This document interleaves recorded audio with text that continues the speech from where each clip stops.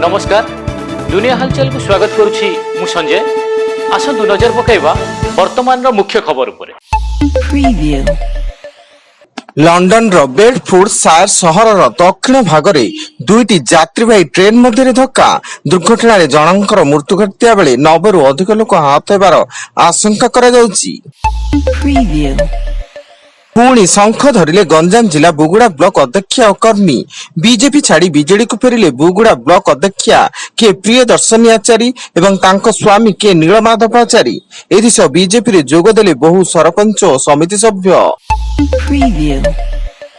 पुरी जिला बलंगारे खनि विभाग और पुरी बलंगा पुलिस रो बड़ धरणर चढ़ऊ। स्थानीय बलंगा भागरबी नदी 13 ठारे बेआईन बालीघाट उपरे चढ़ऊ करी 18टी बाली बोझे हाइबा समेत दुईटी जेसीबी जबत करिछि बलंगा पुलिस एवं उक्त मामला रे 10 जनरु अधिक लोकंकु उठाई आनी पचराउचरा जारी करुछि।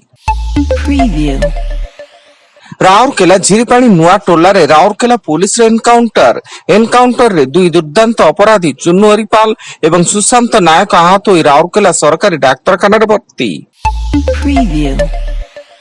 सुवर्णपुर जिला बिनिका ब्लॉक अध्यक्षा दीप्ति रेखा नंदंक सिंगी जुबा गां स्थित घर उपर को गुलीमाड़ तेबे किए एवं केउ उद्देश्य गुलीमाड़ करिछि ता अस्पष्ट थिया बेले पुलिस घटनास्थल रे पहुंची सीसी फुटेज जांच करबा सह तदंत जारी रखिछि। विजिलेंस जाल जगतसिंहपुर जिला पूर्त और गृह निर्माण विभाग अधीन जीडी कनिष्ठ जंत्री सोमा दास से नावगां ब्लॉक रोहिया पंचायत रे स्ट्रीट लाइट एस्टिमेट करा देया पई जैनिक ठेकेदार 15,000 टंका लांच ना बेले विजिलेंस हाथ में धरा पड़िचंती।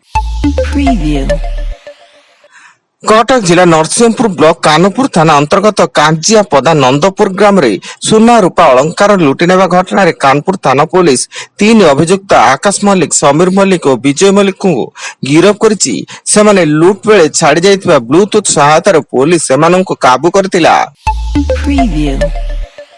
ढेंकानाल जिला परजंग थाना अधीन गंड तैला बोमा भिड़िया बेले विस्फोरण घटी 3 गुरुतर जनक हाथ पापुली छिंडी जाइतिया बेले अन्य 2 जन पोड़ी गुरुतर आहत होइछन्ति। खबर पाई पुलिस घटनास्थल रे पहुंची तदंत जारी रखिछि। अमेरिका एवं ईरान मध्य घोषित ऐतिहासिक चुक्ति नामार 24 घंटा मध्य दक्षिण लेबानन नाबाटिह जिले में इस्राएली विमान आक्रमण एथिरे 16 जनकर मृत्यु घटिया बेले अनेक गुरुतर होइचंती एवं अनेक लोक भूसुड़ी पड़िथिबा कोठार ध्वंसावशेष तले पोती रही रहतिया बेले मृत्यु संख्या और वृद्धि पाइबार आशंका रहिछि। सारा राज्य को वर्षा पाई सतर्क सूचना जारी करा जायछि। फଳରେ राज्यर 9टी जिला बालेश्वर, भद्रक, सुंदरगढ़, केन्दुझर, मयूरभंज, रायगड़ा, कोरापुट, मालकानगिरी, गजपति को घड़घड़ी से प्रबल वर्षा नहीं पाणीपाग विभाग पक्षर ऑरेंज वार्निंग जारी करा जायछि एवं आगामी 3 दिन जाए झड़ वर्षा नहीं सारा राज्य को अलर्ट जारी करा जायछि। एवं ओडिशा गस्तर प्रधानमंत्री नरेंद्र मोदी प्रधानमंत्री मयूरभंज जिलार पहाड़पुर ग्राम परिदर्शन कर पवित्र सांताली जाहेरा एवं हो जाहेरा ठारे प्रार्थना करिवे एवं दक्षता विकास केंद्र और पहाड़पुर स्कूल बुली देखिवे। एथिस ओडिशा को 47,000 कोटी टंकार प्रकल्प भेटी देबे। वर्तमान पाई एतिकी अधिक न्यूज अपडेट्स पाई विजिट करंतु आम वेबसाइट www.duniyahalchal.in। धन्यवाद।